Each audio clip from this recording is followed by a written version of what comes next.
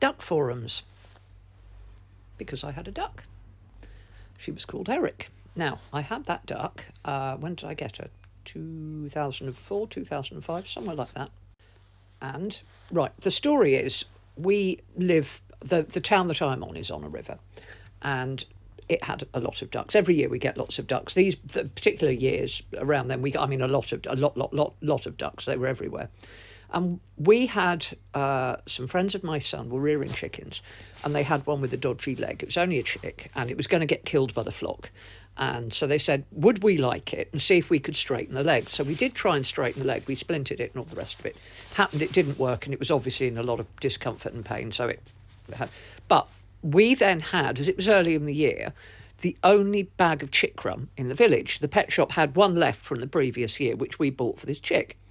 The builders merchants opposite found this tiny little duckling chick wandering around their yard when they unlocked one morning. And because they were nice men, they went to the pet shop to ask for some chick crumb, and they said, well, we don't have any, but Anne on the corner's got some. So I opened the door to find one of them going, do you want a duck? And this little fluffy ball. Now, I didn't know anything about ducks at all. So my general idea was that I was going to get this little duckling and I was going to look after her until she was big enough to go back on the river. I didn't know about imprinting of anything.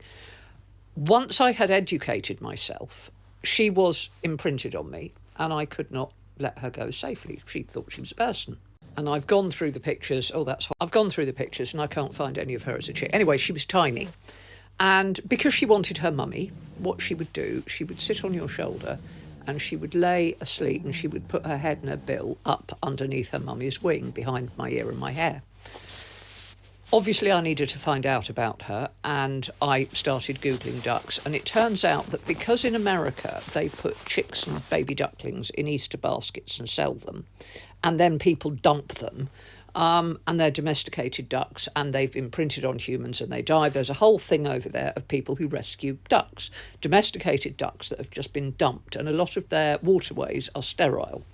Now, as it happens, like I said, our waterways are not sterile, and she was a wild mallard.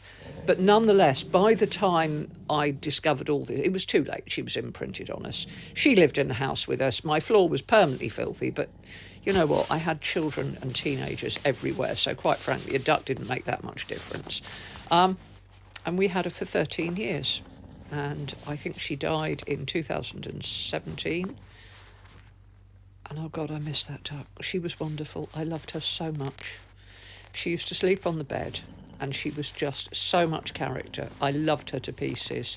And she was all warm and fluffy and lovely. And yes, I did get brought several others after that because I have a duck. But obviously once I knew that I had done her irreparable harm by accidentally bringing her into my home, I always made sure after that they went to proper rehab facilities and were taught how to be an actual duck.